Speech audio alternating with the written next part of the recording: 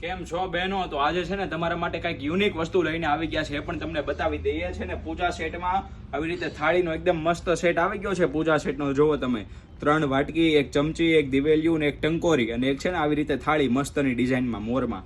જો તમને એક એક વસ્તુ બતાવી દઈએ.